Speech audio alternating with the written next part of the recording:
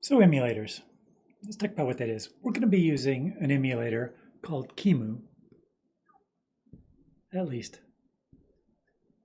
That's how I pronounce it.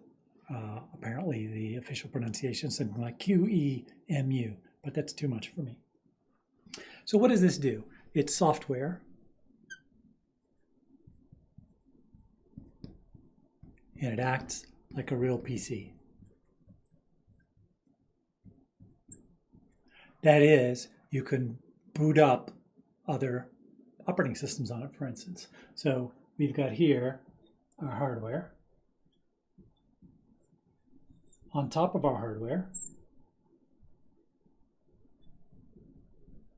we've got Linux. On top of that, we've got our emulator. And then on top of that, we have our, let's call it our guest OS. So in our case, that might be JAWS or might be XV6. If you wanted, you could actually boot up another version of Linux on it, or Windows, or anything like that on top of here. Okay, so what happens is this Qemu is providing a faithful rendition of the PC environment to the operating systems that it's running on. So the operating system, the guest operating system, is oblivious to the fact that it's not running on real hardware. Okay, so how does this actually work? Well, basically we are emulating, among other things, the memory. So let's just look at that. So we've got here our registers that we have to emulate. How can we do that? Well, we can just go ahead and have an array of registers, right? Each one is 32-bit. So let's say the first one might be the EAX register, the second the BX, the CX, and so on. We have the instruction pointer, EIP. We have segmentation registers, right? And additional registers as well. So those will just be global variables, let's say in our emulator, if we were trying to write this. Okay. Memory is just represented with an array, in this case of 256 megabytes of memory. Right, so it's just a big array, 256 megabytes big of characters, right? And those characters are what are containing our 8-bit values. And then what we do is we have just an infinite loop going through where the emulator is going to read an instruction and then decode that instruction to figure out what opcode it is. If it's, let's say, an add, then we'll go ahead and figure out what the source register is, figure out what the destination register is, go ahead and do the addition, and then store that into the destination register. Similarly for subtraction and every other opcode. And then at the very end, what we do is go through and figure out how long the instruction was, and then increment the instruction pointer by the length of the current instruction. Once we've incremented the instruction pointer, we go back up to the top again and read instruction. And we go through and do that sort of forever.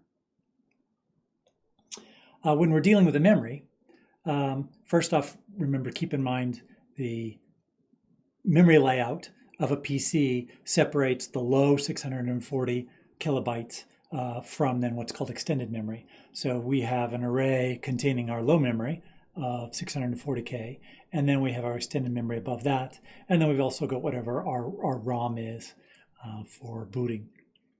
So what we'll do is we'll go ahead and let's look here at read byte. So at read byte,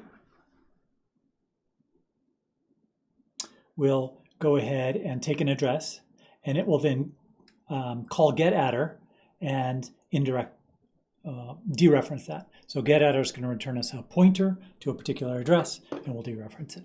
Let's look now at getAddr. It will go ahead and check what range of memory it's in. Are we in low memory? Are we in ROM? Or are we in extended memory? And then we'll return the correct address.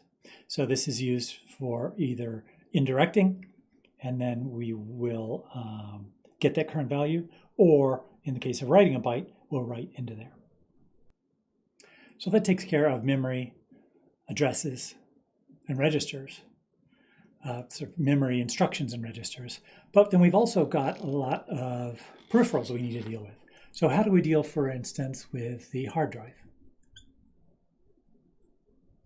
Right, so this is the hard drive of the guest OS.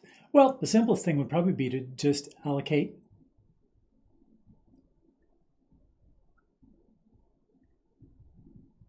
a large file in the underlying OS.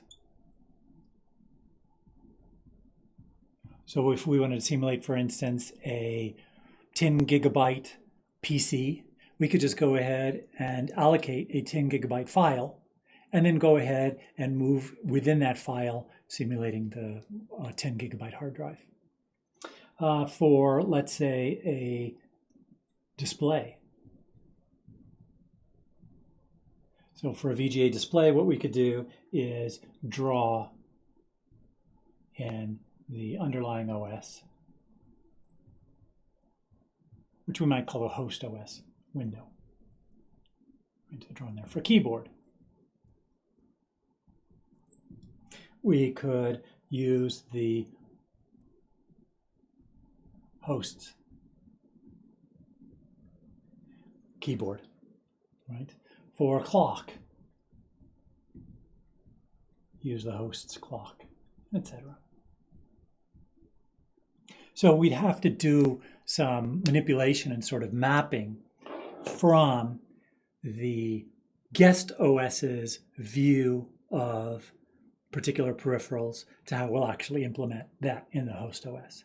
So in the guest OS, we might be, for instance, using, let's say, clock, using what it thinks is clock hardware, and the emulation then is going to look at changes to that clock hardware, that simulated clock hardware, and then actually use the real hardware, the real operating system clock system calls in order to implement that. That is emulation. One of the biggest advantages of emulation, and what we're going to really like this time is, in this class, is if we're using a real hardware, it is very hard to debug. But if we're using emulation, it's much, much simpler. It's very easy to single step, to go ahead and reboot, all those sorts of things using the QEMU emulator.